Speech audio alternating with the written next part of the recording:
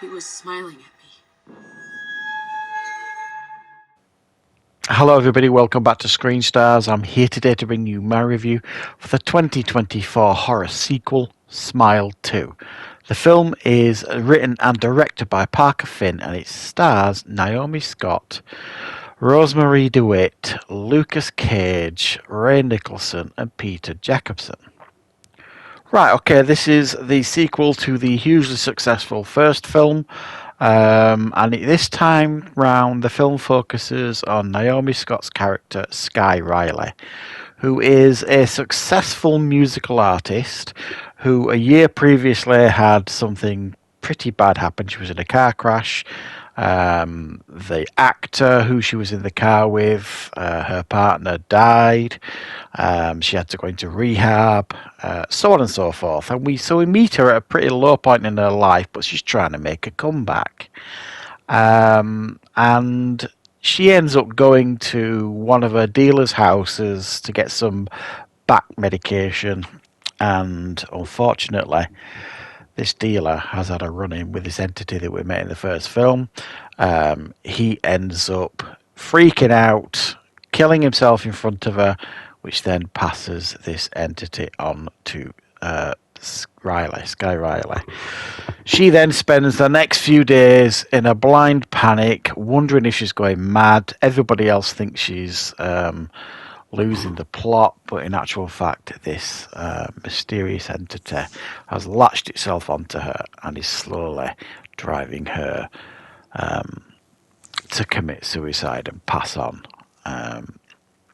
this entity's path of destruction. Right, what are my thoughts on Smile 2?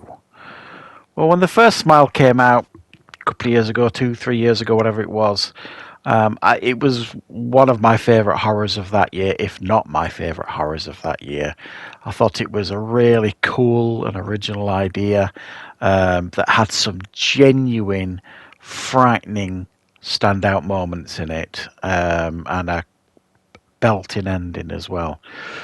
So that one left it wide open for a sequel. So we all kind of knew the sequel was going to come, especially after the first one did so well, box office wise. And the sequel, I'm pleased to say, actually delivers here. I was worried that we were just going to get, I don't know. You know what? Sometimes these horror sequels can be like, lack of effort, cashing in sort of thing.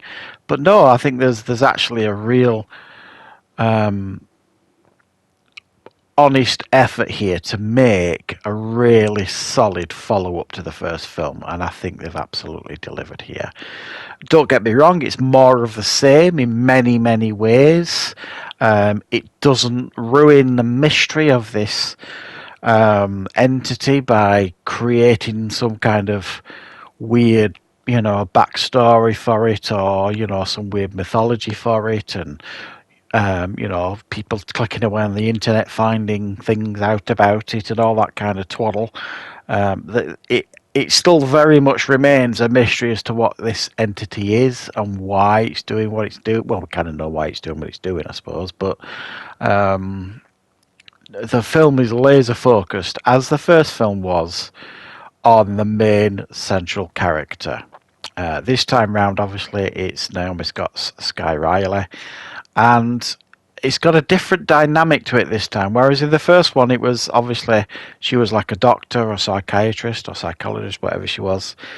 This time round, it's going global, is this entity, because it is fixed its sights firmly on Sky Riley's character, this famous singer, and we get a fabulous central performance once again by Naomi Scott. I mean, I thought in the first film the performance that we got was fabulous by the actress that the entity was chasing, whose name escapes me at the minute.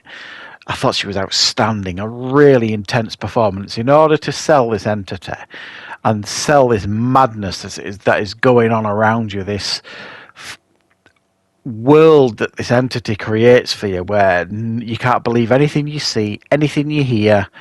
It's laser focused on driving you insane, until obviously you commit suicide in front of somebody to pass it on again.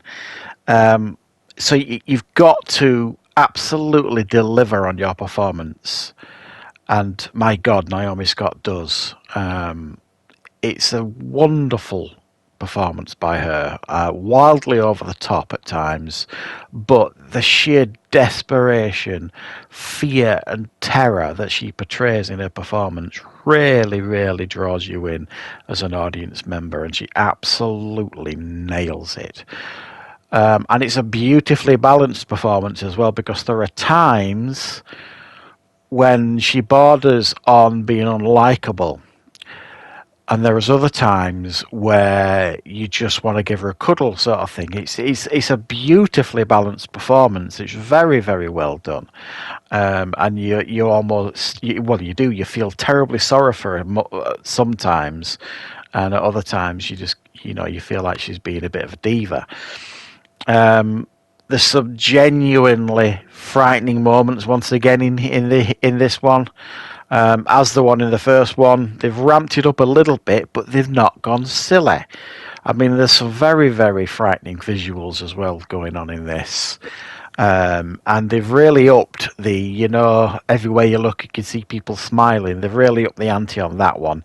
And I love the fact that they hired Jack Nicholson's son, Ray Nicholson, to be the standout smiler, if you like. My God, he looks like his father in that scene from The Shining. It's remarkable, really. I think there's one scene where it goes a bit over the top in regards to these smiley faces, where she kind of opens the door and there's a big crowd of them outside the door, and then they kind of all chase her and what have you. But at the same time, while that kind of feels like completely unrealistic, you've got to remember as well that this entity is basically playing with her mind, making her and us see things that aren't actually there, and creating this fantasy, crazy fantasy in her head where she just cannot believe anything that's going on. So therefore, you can't, as an audience member, believe everything that's going on. What you think might be happening absolutely could be a complete and utter fantasy that's been created by this thing that is slowly possessing her. So yeah, I thought it was very well done. It was again intense. You don't get a chance to relax with this thing. Doesn't give you a moment's breath. The moment you think it's giving you a breath, something happens that makes you basically jump 6 feet in the air. So there's a few jump scares here and there, but they don't feel cheap jump scares. It feels like they're earned. And I think this is another success. I really enjoyed this one. I thought it was very, very well done.